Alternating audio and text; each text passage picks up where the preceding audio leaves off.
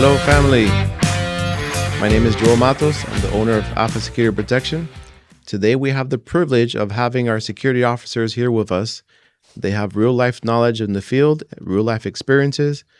Para nuestra familia latina, por favor, síguenos. Aquí abajo están los captions en español, so no pierden este video. So, we want to go and introduce some of the officers we have here. We want to start with our supervisor, De La Cruz. If you could tell us more about you. Hello, everyone. I'm the supervisor here at AlphaCalibre. Thank you for having me. Thank you for the invitation. And we're here to see how it goes. Thank you for being here. Yes, sir. And we have Joel Hernandez. Hi, how you doing? My name is Joel Hernandez. I'm officer for AlphaCalibre. So thank you for the invitation. Thank you for being here. Yes, sir. And last but not least, we have Officer Garcia over here. Hey, family. I am Officer Garcia. I've been with Alpha almost 3 years. I'm as well an NRA certified instructor. And here we are. So not only an officer, but also an instructor for firearms. So we have a good pool of knowledge here. We have a video that we want to watch together, and we're going to learn from this video. These videos serve a purpose so that we could learn from it, not just for security officers, but also anyone in regards to self-protection. So let's see the video. This is 51-year-old Anthony Frazier, a security guard. He has no idea he has just 15 seconds left in the land of the living. He's an unfortunate target. It happened Monday in broad daylight at 387 Cleveland Avenue Southwest, just blocks from I-75. Watch closely as Frazier steps out of his SUV. There's a guy behind him in a black long-sleeve t-shirt, ball cap, and camouflage backpack. Police say without hesitation, Frazier is shot in the head. After gunning him down, the suspect appears to rifle through the victim's belongings. Investigators say this heartless criminal seems unfazed by who may be watching and continues to possibly take whatever he can. Do you recognize this guy?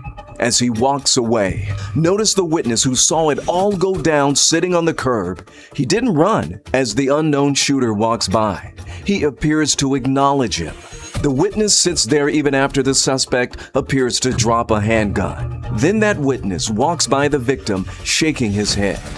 Before you know it, 3 more people show up, and one appears to possibly search Frazier too. Police want that cold-hearted killer off the street and want to talk to these potential witnesses as well. Just so awful. Just and pause right it now, there. Crime Stop. If we could bring the video to the beginning to show the picture. What do you think of the video? First, I see is he got too comfortable. Lack of attention, like he wasn't aware of his surrounding. Like he saw the guy approaching. You can tell the guy has a cigarette in his mouth. Like he's not working. He's just there. Like, Yeah, I agree completely. We see the picture here. Lack of situational awareness. He was just completely comfortable. Maybe he knew these people. Maybe he thought they were his friends. Maybe he's unfamiliar. That's Bob over there. Just because you know somebody doesn't mean a whole lot. Yeah, that's why it's super important. You go like early and you say and check everything all around, check everything like 10 minutes.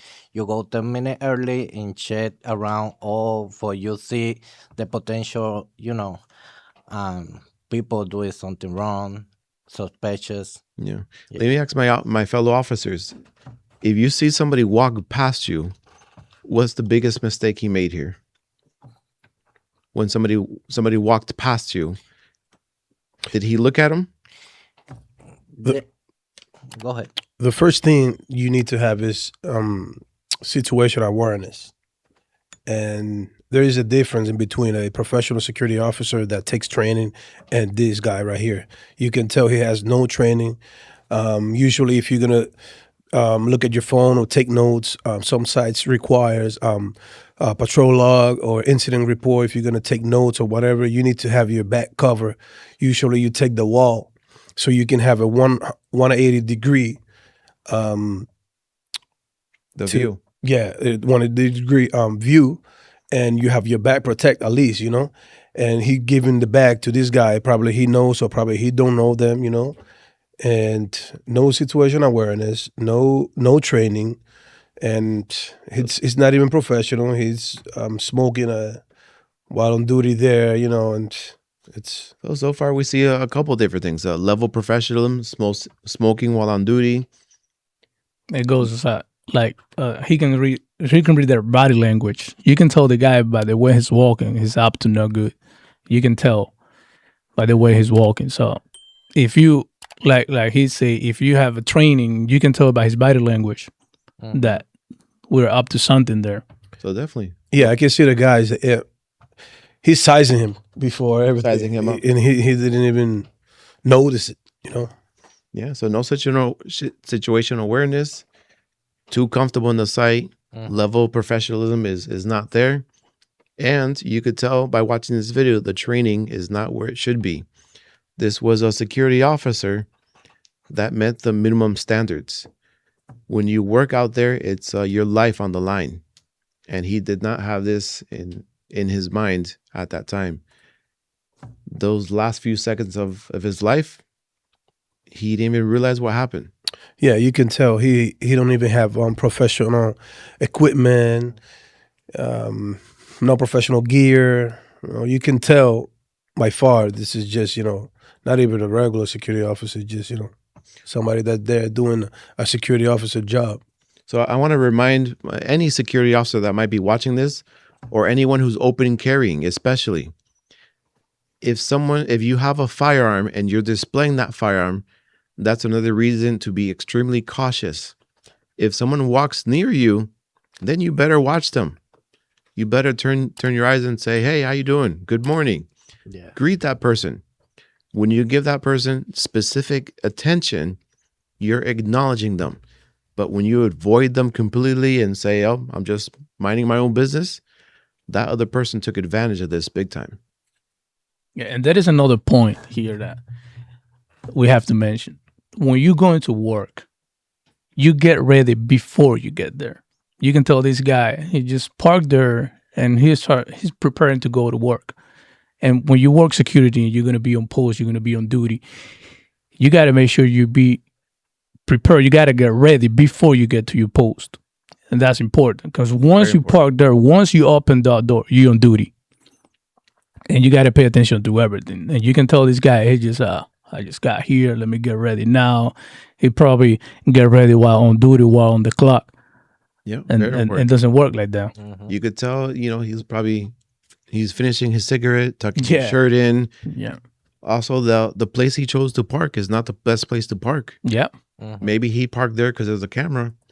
But if there's people sitting down next to the place where you're going to park, that's not the place to park. Yeah. You want to find somewhere to park. And when you get out that vehicle, you could have eyes on them at all time. Be aware of your surroundings.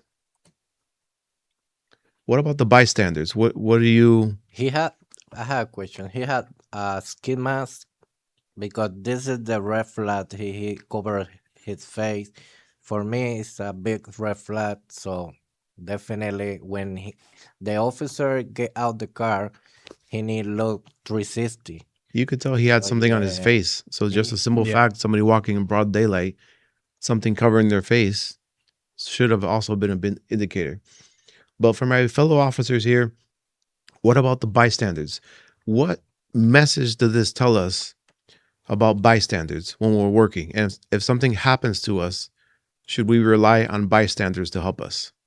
If someone's gonna help, if we're injured, if we're shot, if we're stabbed, should we rely on bystanders to help us? Definitely not.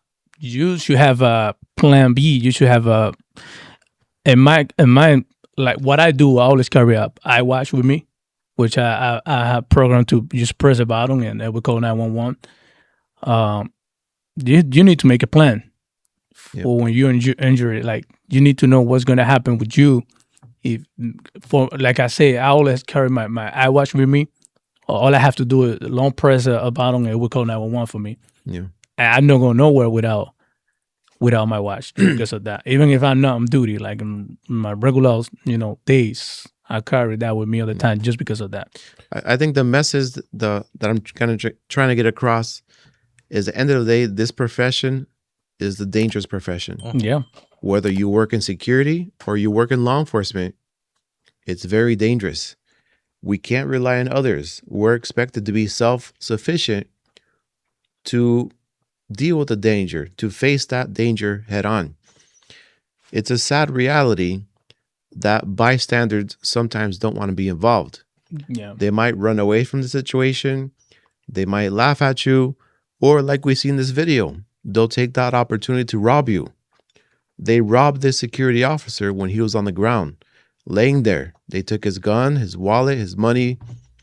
It's a sad reality that we have to realize the world is not your friend, and we can't always rely on others.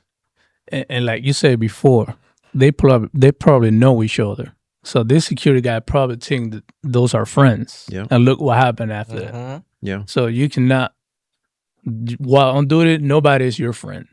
I agree. Is your friend, yeah. I think we haven't heard from Ronnie in a while. Well, I think you should not rely, not even on bystander, on no one. You should have professional training. That's why it's very important. CPR training, that's a very important. You know your equipment, your tourniquet. I know how to use it, and I think that's going to depend always on the situation. You know, what kind of injury, what kind of situation, how do you get injured?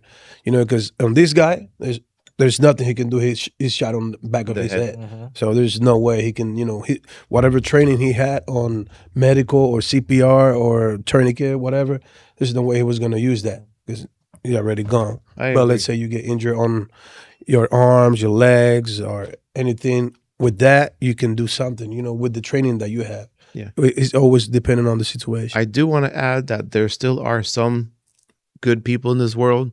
There still are some people that will stop and help law enforcement and stop and help security.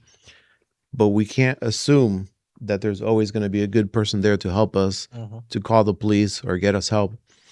As a security officer, you're expected to be a leader.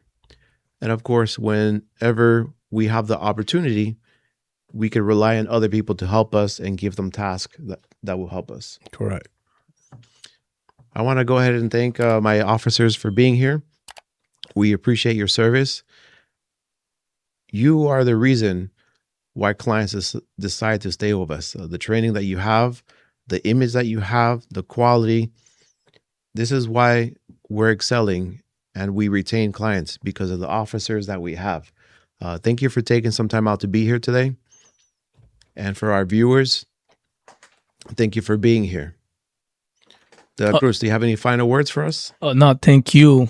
First of all, invite us to this new podcast, new thing that you guys doing. We're looking forward to coming back very often and have our conversation with you guys and share knowledge. Thank you. And yeah, thank you for the opportunity. And also, this won't be the first. This podcast, we're going to invite a lot of experts, a lot of people with knowledge. It's going to be different topics, but it's all going to be self-defense, firearm laws, different things that involve our community and our channel in AlphaCalibre. Yeah. So thank you for the opportunity. And I want to let her know to the all security officer, when you on duty and you in your own uniform, you are a target for the bad people. Yep. Basically, you need to be careful and not trust in nobody. No one. Yeah, because you are potential target for the bad people. This message also goes for unarmed officers. Mhm. A lot of times officers think, oh, I'm unarmed. I don't have a gun. I'm not a target. That's not true. And remember, if somebody doing something like stealing, make a crime, anything, you is the first person he try to Eliminate. eliminate. First you target, need- yeah. You need to put this in your head when you go work. The last thing I want to bring up, and I'm going to have Rodney close with this. Rodney, is there such a thing as a safe place or a safe post? Does that safe property or that safe security job exist? I don't see any post as a safe place. If I'm doing security out there, it's because it needs to be secure. Yeah, we're there for a reason. For a reason, you know. So to me, I'm always have always situational awareness. Prepared. I am ready. I am prepared. As soon as I make contact with anyone that I don't know or I know on my post, I look at their hands, their body language, and you know the way they're acting, and I give them distance. I'm not a distance that they can touch me or reach for any of my equipment. I need a decent distance that it will give me reaction time and target acquisition, or you know, fast in defending myself or whatever may be the case. I think that's a good point. Whenever you come across interactions with someone, that distance is something that's to your benefit. Yeah. Don't 100%. automatically go and hug people. No. You know, we're there to provide a professional service. Good morning. How you doing? Also, another professional recommendation that law enforcement also does, we should not be shaking people's hands. When we shake someone's hands, we're at a great disadvantage. Yeah. So these are little tips that we're giving you so that anyone watching could be a better officer or even a civilian. If you carry a firearm, if you want to learn more about self-defense, these videos will help you. Be aware of your surroundings, be ready, be prepared. So again, I want to thank everyone here and thank you for the viewers. We're going to have more videos coming up soon. All right, family. I'm your Officer Garcia. See you soon. See you soon. Thank you. Soon. See you soon, guys. Until next time.